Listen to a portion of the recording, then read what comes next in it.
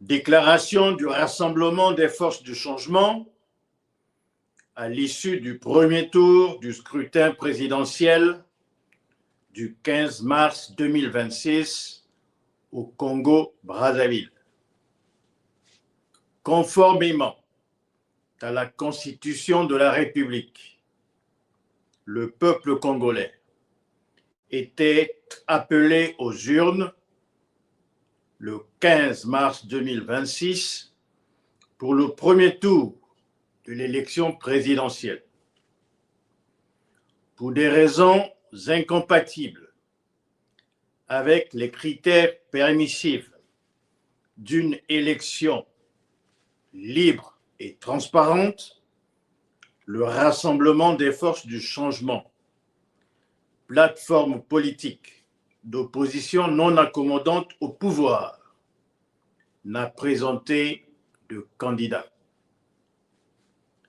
Dans sa déclaration du 13 mars 2026, le RFC a appelé le peuple congolais à une large abstention, actant son opposition au coup d'État permanent dont M. Denis Sassou Nguesso est courtisan, maîtrise l'expertise.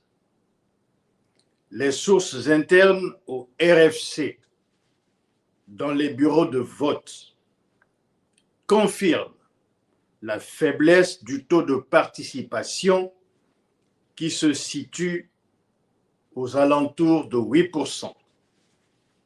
Ainsi, le peuple congolais vient d'infliger un cinglant camouflé au couple Sassou Nguesso et PCT Parti État, qui, encore une fois, comme toutes les autres, force le passage en vue de la conservation du pouvoir. Par cet acte de courage devant l'infamie à laquelle il est confronté depuis des années, le peuple congolais vient non seulement de quitter la table, mais est prêt à la renverser pour en dresser une autre et y exiger respect et loyauté en sa qualité de peuple mandant. Malgré la propagande malheureuse du pouvoir de Brazzaville, qui tient à inverser les taux de participation et d'abstention pour valider le viol de la souveraineté populaire, la résistance du peuple contre la servitude est en marche. Le RFC apporte clairement sa caution politique en ce jour dont le soleil se lève pour resplendir le Congo, dont la longue nuit s'achève. Si les oiseaux se cachent pour mourir, M.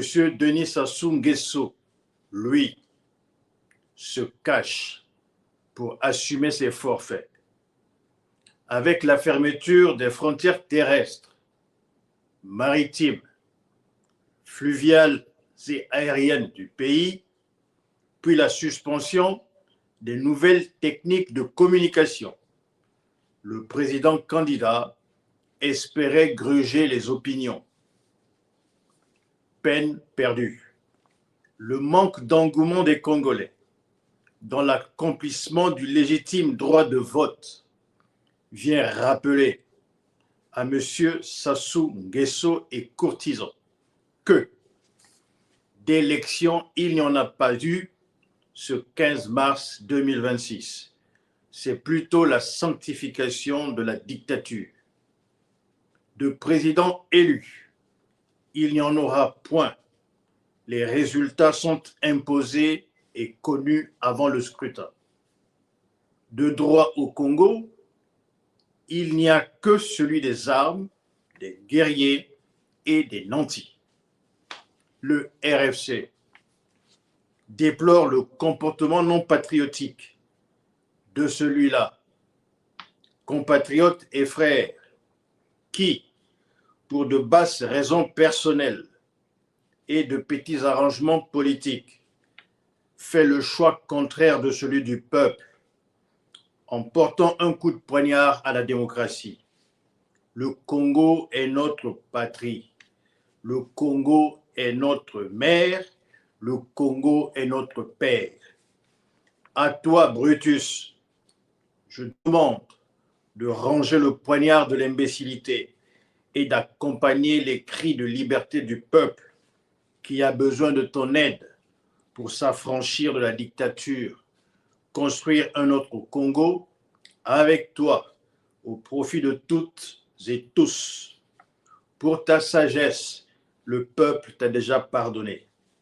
Le Rassemblement des forces du changement félicite le peuple congolais pour sa détermination à lutter contre l'oppression de l'État néopatrimonial et les clans sévissant dans le pays.